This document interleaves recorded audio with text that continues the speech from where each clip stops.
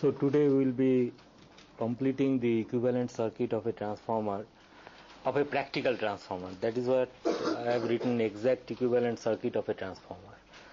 Then after developing that, we will make some approximation so that the equivalent circuit represents most of the practical things, but in a simplified fashion. That I will develop. So in our last lecture I have told you how to take into account the effect of leakage reactance or leakage flux into account, leakage flux. Now what happens is this: in a transformer, if you consider one limb on which a winding is wound, when it carries current, the most of the flux will be confined to the inside the core, definitely. However, there will be some flux lines which will be linking only the turns through the air gap, not through the iron. That is called the leakage flux, And this leakage flux can be considered to be a voltage drop, small voltage drop, in series with the winding. That I told you how it is to be taken into account. So what happens, the equivalent circuit on the primary side then will become, after taking the resistance into account, that will be R1, and a small leakage reactance in the form of, that is denoted by XL1. Then your magnetizing branch will come, which will be represented by the parallel branch, and this will be the core loss resistance component. I will also put 1 to indicate it is referred to side 1, and then XM1, the magnetizing reactance. So these are the parameters to be taken or to be drawn external to this ideal transformer,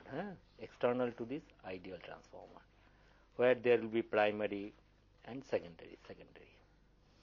So this portion is, once again, as you know, this is the ideal transformer, IT.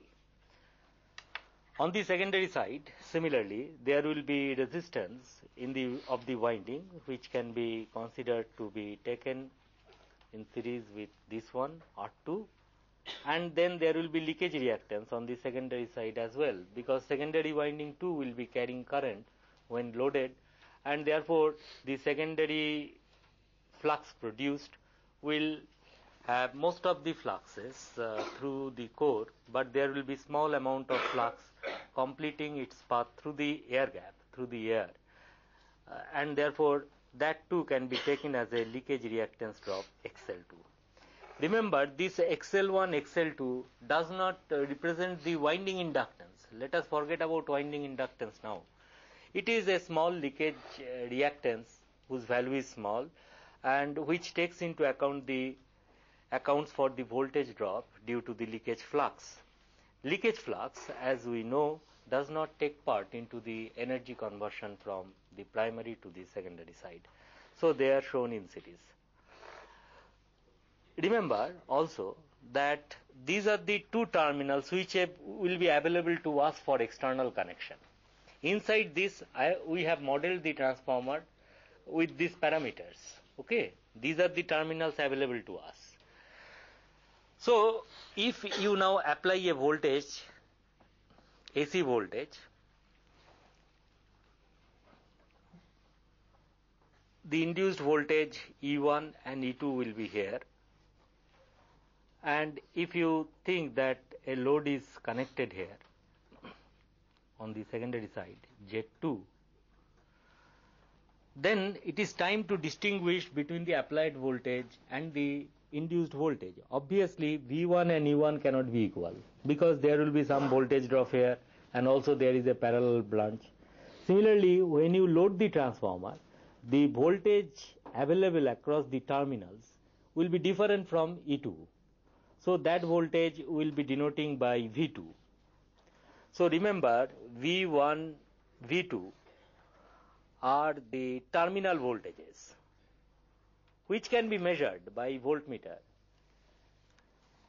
connected across the primary and secondary terminals. So these are terminal voltages.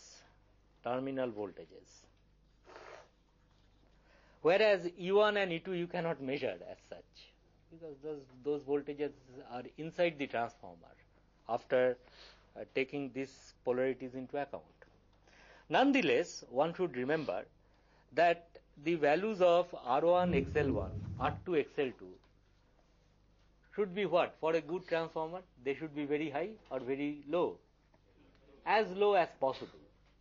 Ideally, it should be 0. That would have been very nice, because there would have been no voltage drop taking place within the transformer. Is not?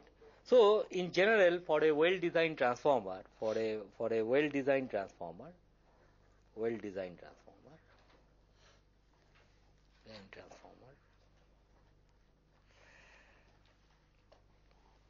drops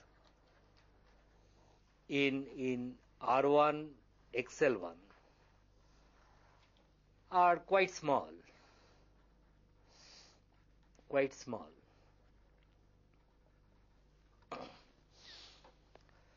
Now, under this situation, we will comment on it further later.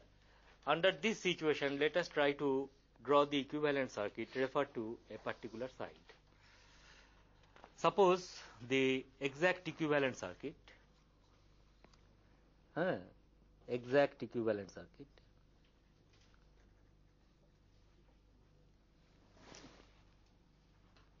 referred to side 1.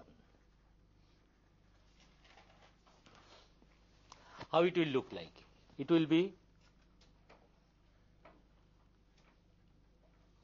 V1 applied voltage. R1 XL1 will not suffer any change because it is already in that side. R1 XL1. Similarly, the magnetizing branch impedance too will not suffer any change because it is already in that side. So it will be RCL1 and XM1.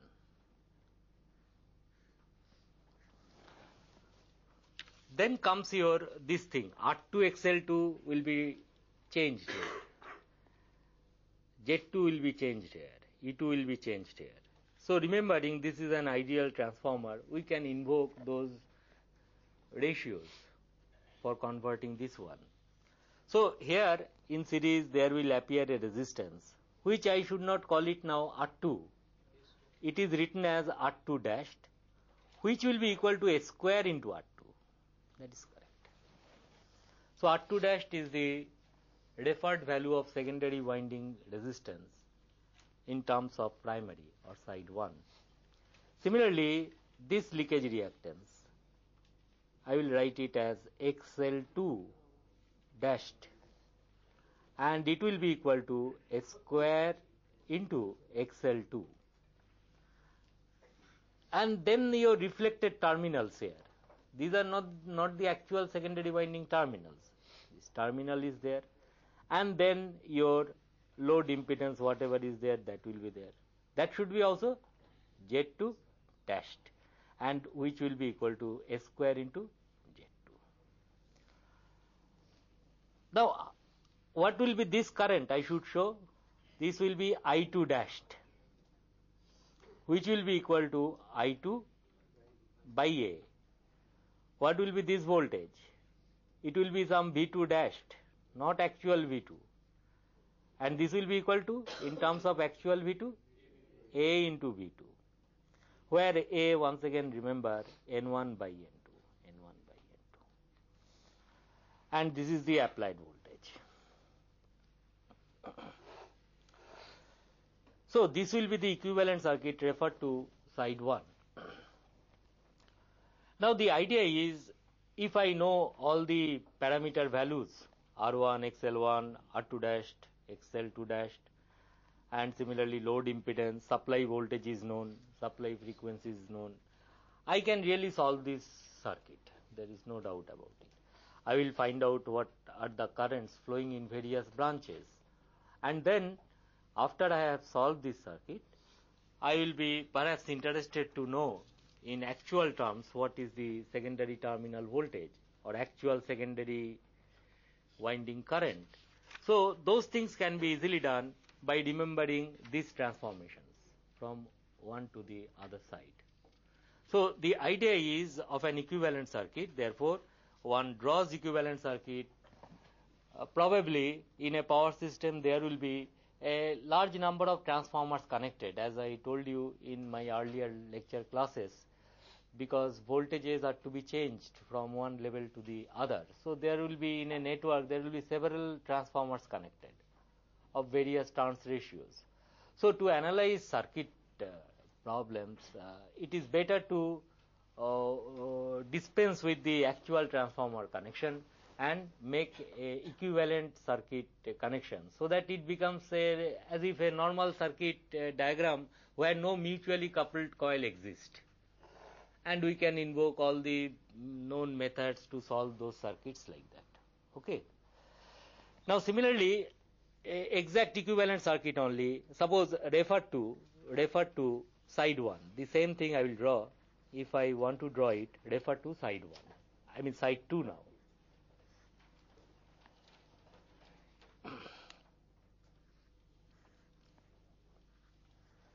Tell me, what should I write here? Some V1 dashed I will write. But in terms of actual V1, what it will be? P1 by A. Okay. This one will be R1 dashed, which will be how much? R1 by A square. Similarly, the leakage reactance, XL1 dashed, which will be equal to actual leakage reactance of primary divided by A square. And then you have this magnetizing branch, which will be also suitably transformed, and I am writing simply RCl2 XM2, and RCL1 dashed, if you write, it should be RCL1 by A square. Any impedance transfer will follow this. So this will be RCL1 by A squared. Similarly, XM dashed here will be, XM2, this will be equal to XM1 by A square. Then rest of the things, of course, are already on the secondary side. Therefore, this will be your R2 now.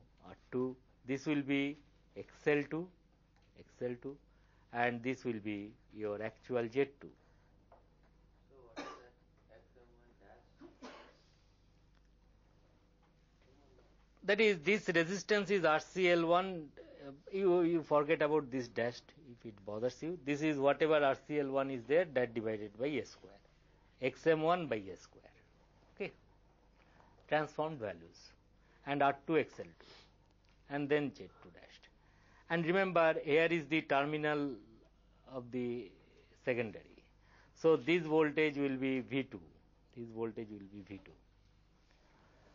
This current will be your I2. This current, what should I write?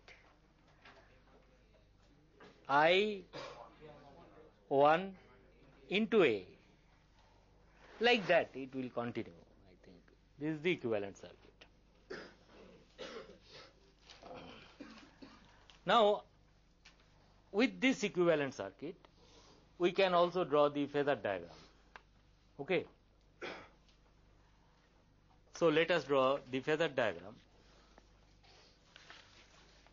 I will draw the phasor diagram, exact phasor diagram, referring to the first circuit diagram. This is also equivalent circuit of the transformer, but not showing the side. General equivalent circuit. Everything is taken into account here also, but it does not refer to any side. All the side I keep as it is, and in between comes an ideal transformer. Okay.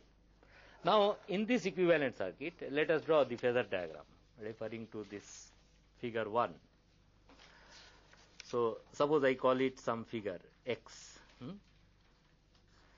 So, equivalent circuit of phasor diagram we will do. Phasor diagram.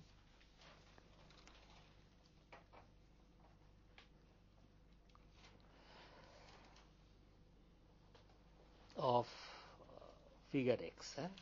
Figure X. That is phasor diagram of the transformer, exact phasor diagram. Now, how to start drawing this phasor diagram? See, this R1, you have applied some voltage V1. There will be some currents flowing here, no doubt, I1. So, because of that, some drop will take place in R1 XL1. But to this transformer, between these 2 points, will appear a sinusoidal voltage, which will be equal to this applied voltage minus this drop. Is not, and that voltage is your E1. So what I will do here is like this. Let us keep it here. So first let us draw, say, flux, mutual flux phasor phi. It will be here in this ideal transformer. It is produced by whom? By this voltage E1. So that voltage will be leading it by 90 degree, and that we are showing it by minus E1 like that. And E1 will be here, this induced voltage. And there will be also induced voltage on the secondary side E2.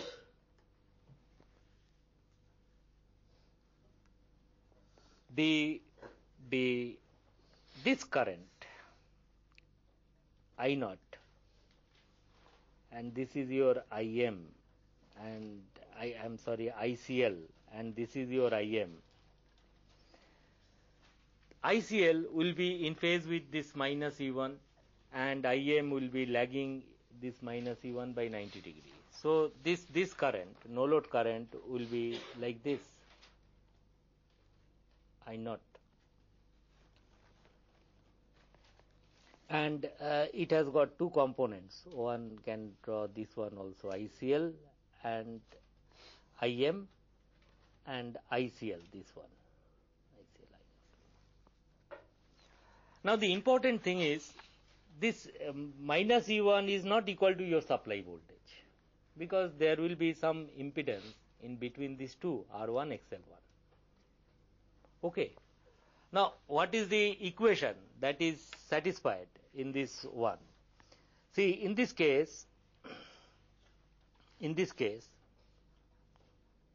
phasor sum V1 will be equal to this voltage, that is this minus E1 plus this drop,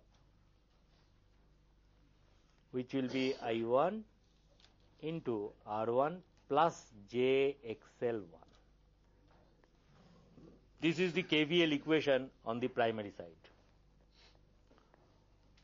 Similarly, on the secondary side, if you denote this current by I2 dashed, secondary side, terminal voltage V2 bar will be equal to this E2 bar, which is the source voltage, minus the drop taking place in that impedance, R2 plus JXL2.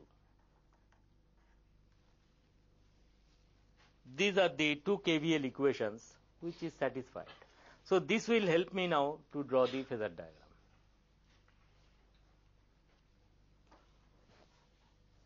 How? Let us see. Now, with transformer loaded, there will be some secondary current I2. You tell me, where shall I put that I2 phasor? It will be lagging, this I2 current, I2 will be lagging with respect to E2, provided this Z2, let us assume it is a lagging power factor load. So the power factor of the load as well as R2 and XL2 together will decide where I2 will be positioned with respect to E2. That is, I can first fix up the position of I2 here. But what I am trying to tell, this I2, this angle is not your load power factor angle. Clear? So by some angle it will lag, if I assume it is also a lagging power factor load. Therefore, I know E2. I know I2, position of I2. I can fix up where V2 will be. V2 will be where? E2 minus this subtraction I have to do in phasor domain. So E2 I have already reached. So from this I have to subtract what? Minus I2 R2. That is this way I have to go. Minus I2 R2. I will once again redraw, but you just follow these steps. Minus I2 R2 I will do. Then because I2 R2 in phase with this one, this is I2 actual I2. I2 R2 will be here minus I2 R2 parallel to I2. Then I2 JX2 will be leading I2 by 90 degree. That is I2 JX2. Negative of that. So it will be like this.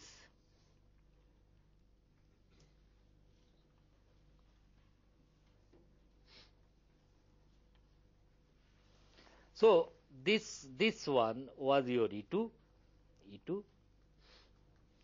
minus I2 R2 minus I2 JX2. Wherever you will end up, if you join these 2 points, this will be your V2.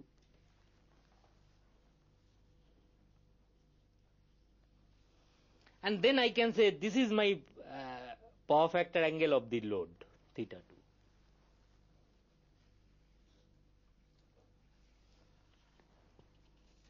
So what I have done is this is the E2 voltage. There is some secondary current because of loading. Suppose the power factor of the load is theta 2 angle, load power factor angle theta 2, E2 is known.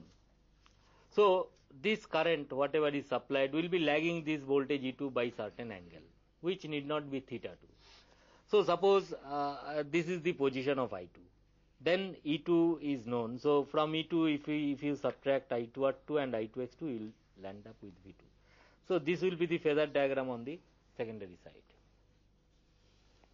Now coming to the primary side. The moment I2 flows here in this ideal transformer, this fellow will carry a current of I2 dashed. The magnitude of which will be I2 by A. So this is I2. So to I0, if I add I2 dashed, I should get your I1. So I0 is there. To I0 you add I2 dashed. I2 dashed, I2 by A. You add I2 by A. And this will give you total current drawn from the supply, which is I1.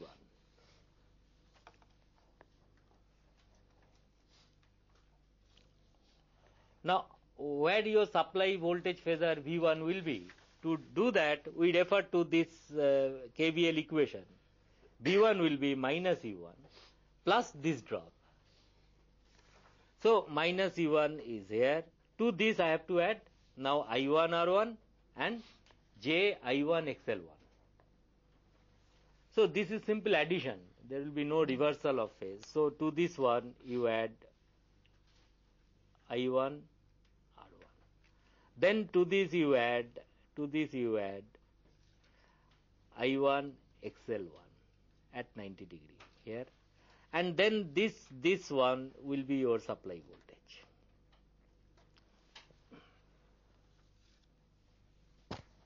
What will be the power factor at which current is drawn from the supply voltage?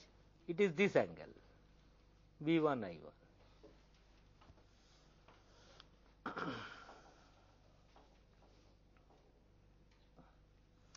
So this whole thing I will do very quickly so that you get how to draw it.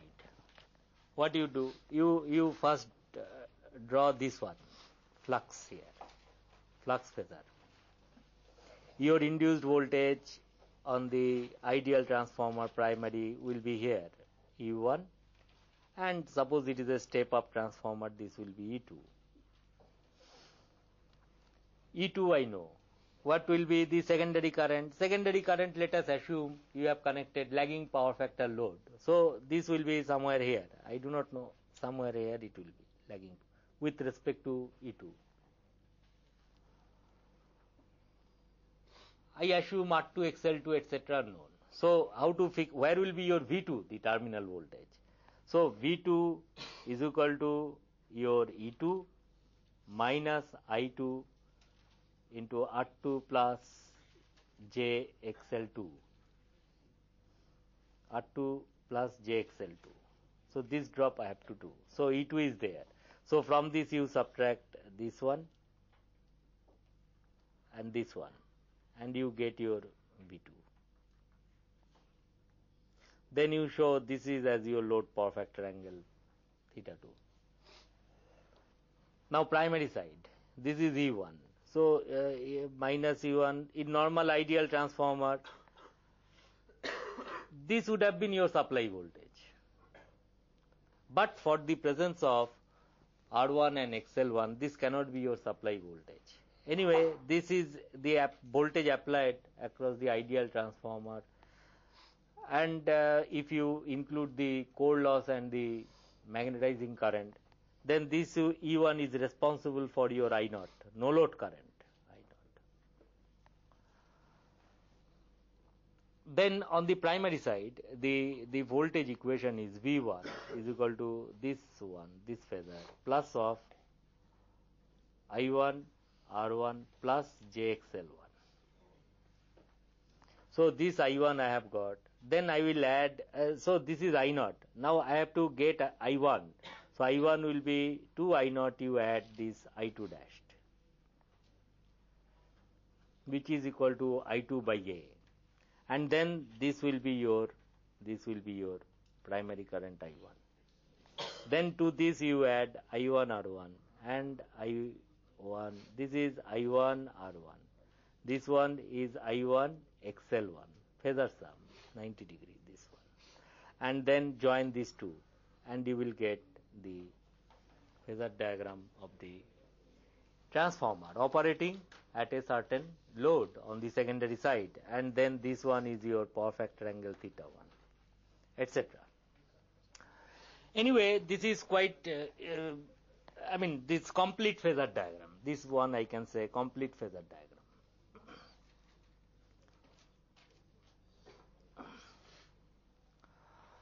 I will refer to this after some time. Now, this is complete one. Now, the important thing, you listen very carefully what I want to say. This portion is very important. Now, we can draw the exact equivalent of the transformer like this, or like this, referring to a particular side. Now let us assume this, all the parameters I know, I can form this equivalent circuit, and I can solve as a matter of principle this whole circuit, no problem as such. Now here at this stage, you have to do a little bit of approximation if you want to reduce your computational burden. This point is important. This must be very clear to you. And as an engineer, whenever it is possible to approximate certain circuitry or for any other problem, certain things if you can approximate, and if you find the end result is very close to the actual results, then you should certainly go for that approximation. That is very important step in the analysis of a transformer. Students really get bogged down after this one. Why approximation is done? Then he starts thinking actual circuit I will solve. Okay, you solve actual circuit. It is nothing wrong in that.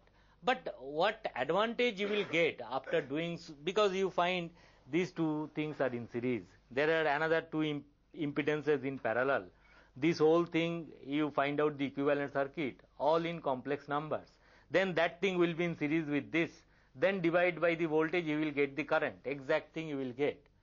But it can be shown that for a well-designed transformer, the basis of that approximation comes from this point, that for a well-designed transformer, we can assume this resistance leakage reactance drops will be quite small compared to the level of voltage at which the transformer will be operating. There is, of course, reason behind doing that approximation.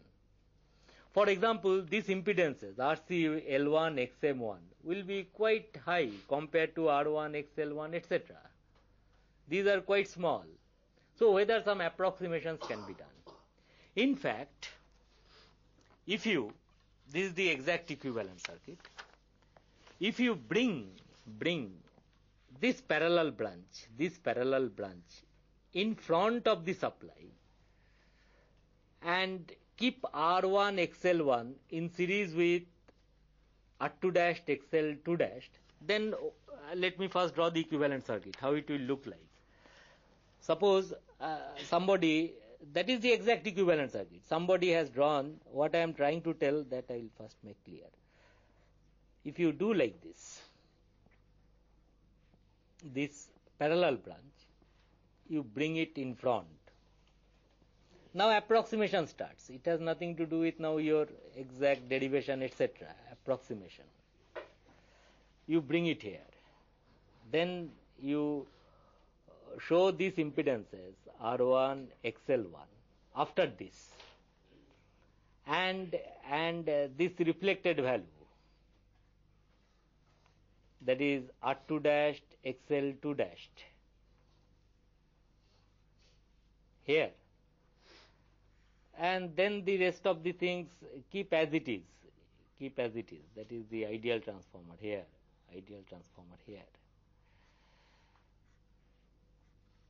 and this is your load. This is your ideal transformer. Now this equivalent circuit, if you solve, find out the currents, power, efficiency, whatever will be there. This is quite a simple circuit. These two are in series and these two will be in parallel. You can quickly estimate and get the different things. What I am trying to tell, that if you adopt this circuit, the final results, final current you predict from this circuit and that circuit will not widely vary. In fact, it will be the error incurred in this way will be within about say 2 to 3%. Suppose you are predicting in a transformer, after you have loaded the secondary, you want to know what will be the primary current.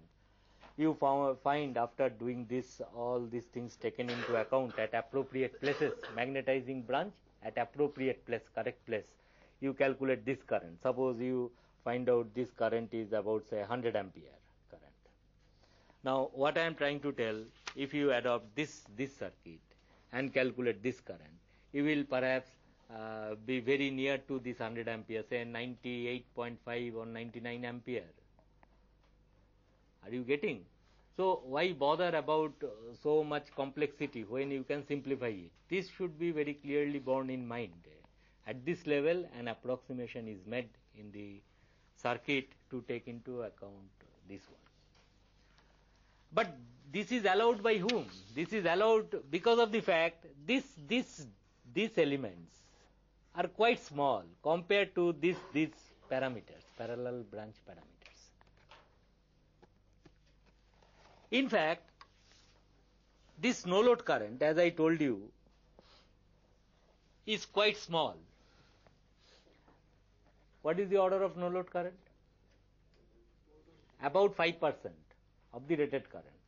I naught comprises of two things, core loss component, magnetizing.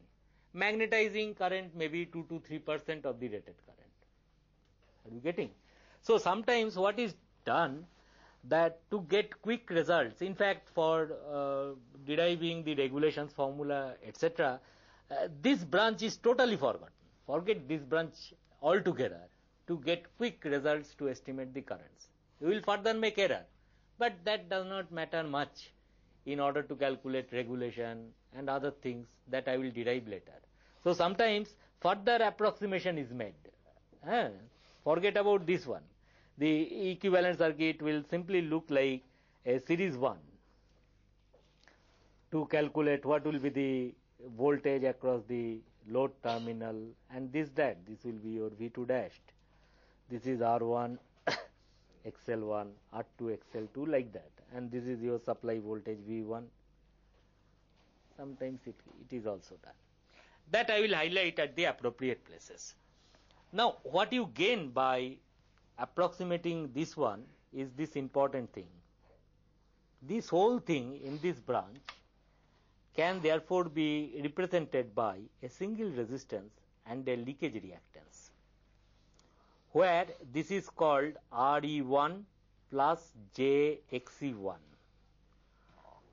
where RE1 will be equal to R1 plus S square into R2. This becomes in series. That is one of the greatest advantage of this simplification, approximation.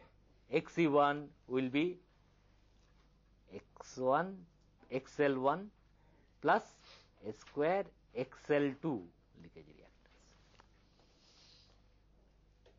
So this will be the equivalent circuit, approximate equivalent circuit of the transformer, which is often referred to like this, R1 plus S square 2. And what is this RE1 means? In language, what you will tell? Equivalent resistance of the transformer referred to primary side. This RE1, in language I will tell, it is the equivalent circuit resistance referred to primary side. XE1, this E is equivalent. XE1 will be equivalent, I mean not, this is equivalent resistance, equivalent leakage reactance.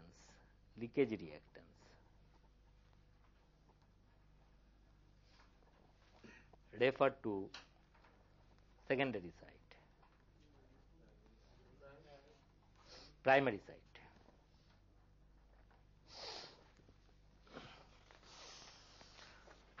Now, therefore, this one. So, suppose the same circuit, equivalent circuit I want to draw, refer to the secondary side. So, there will be three representations. I can draw the equivalent circuit in this fashion now. This is the applied voltage. This is the parallel branch. This will be RE1, XE1, and then you can show the ideal transformer, and secondary side is I2 and load. This way you can show. This is one way. This is equivalent to V1. This picture should be clear to you. This is your magnetizing branch.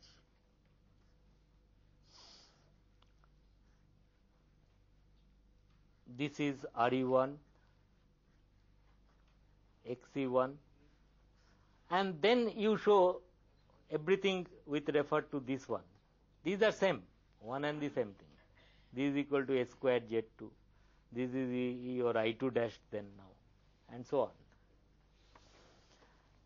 Now suppose this is the equivalent circuit referred to the primary side, referred to side 1. What will be the equivalent circuit? Suppose this equivalent circuit is known to me. I have drawn with a lot of struggle this way, that way I have drawn it. So what will be the equivalent circuit referred to side 2? Tell me. This will be V1 dashed, right? This will be transformed as these values I am not writing with turns ratio. What should I do here?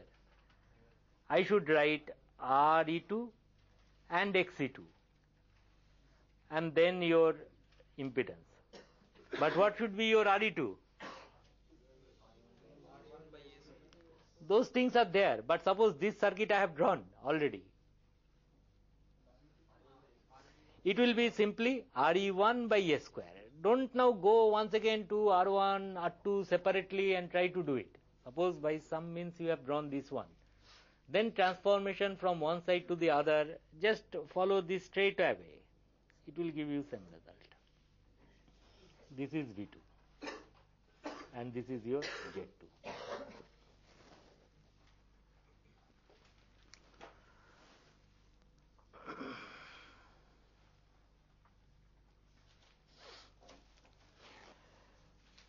Therefore, if the approximate equivalent circuit we will be generally talking about henceforth, if it is drawn with respect to a particular site, then we can also draw the equivalent circuit, not this, the phasor diagram, not showing those detailed flux linkage, these that will not now show.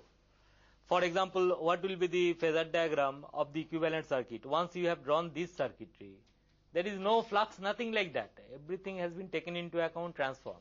How this equivalent circuit will look like? Suppose this I call V2 dashed. How it will look like? This is suppose I2 dashed. And this is V1. How it will look like? Suppose you first fix up V2 dashed. I am going slowly or faster. This is suppose V2 dashed U. Some V2 dashed phasor U. With respect to this one, I want to draw equivalent circuit. This is V2 dashed. Suppose it is a lagging power factor load, Z2 dashed.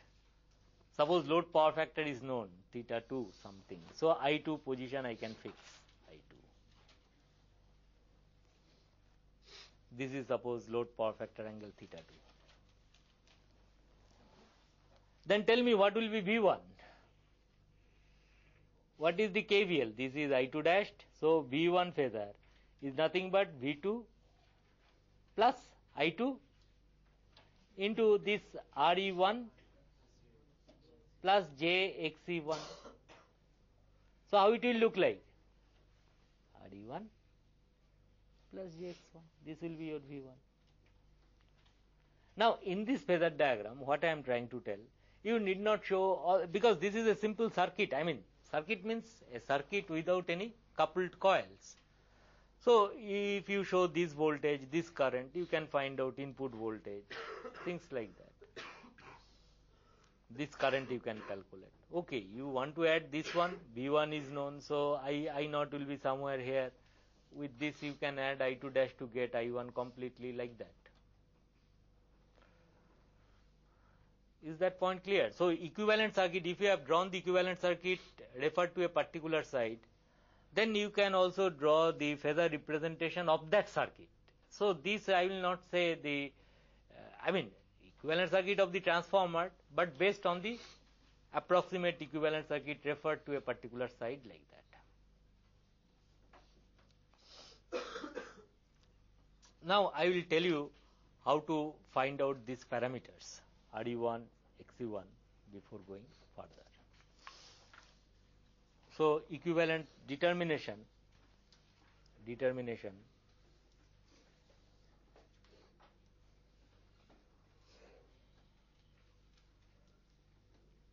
of equivalent circuit parameters.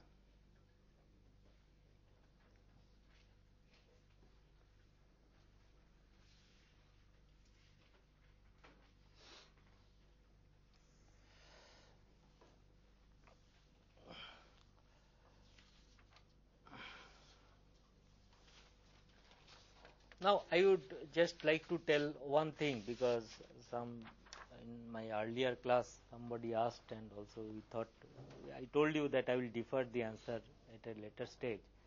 Now look at this exact equivalent circuit of the transformer.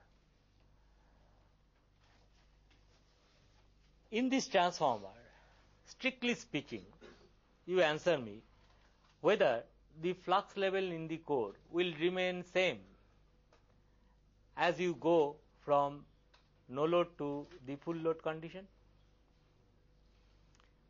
Flux level in the core of the transformer, will it strictly remain same as I change the loading from no load to the full load condition? No.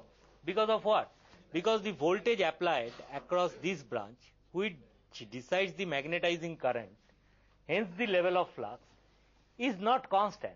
For example, when it is transformer is totally under no load condition. Okay, this current will be 0. Suppose this switch is open. This current is 0, this current is 0. Only some small current will be drawn. This voltage will be approximately this. Okay, some magnetizing current, some flux is produced.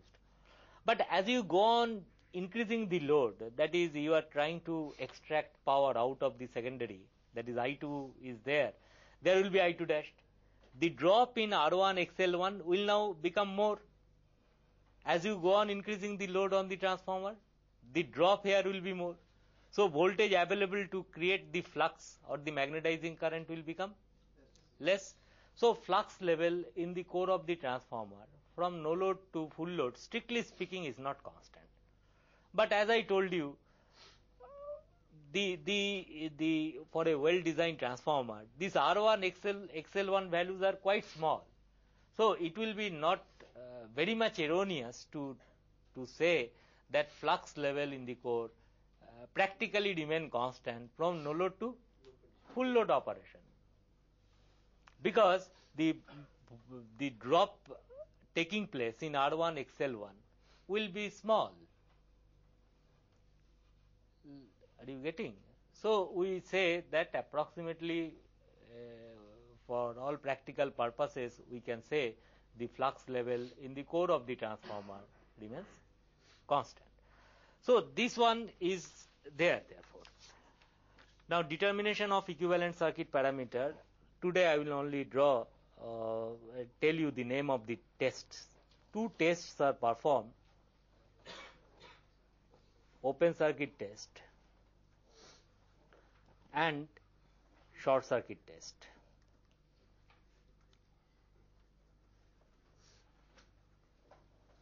Open circuit test, as we will see, will give you this RCL and XM value, we will see.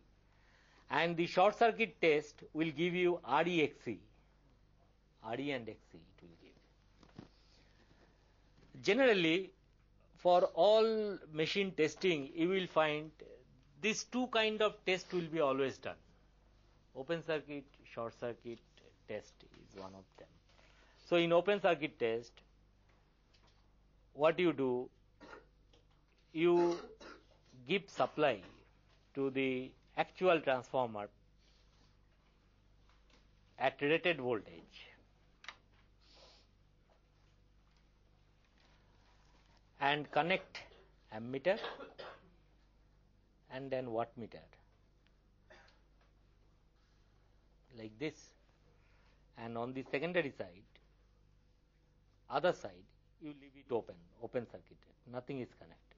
Perhaps you can connect a voltmeter to know what is the voltage induced, assuming voltmeter is ideal, no current will be drawn. And here you give say rated voltage V1.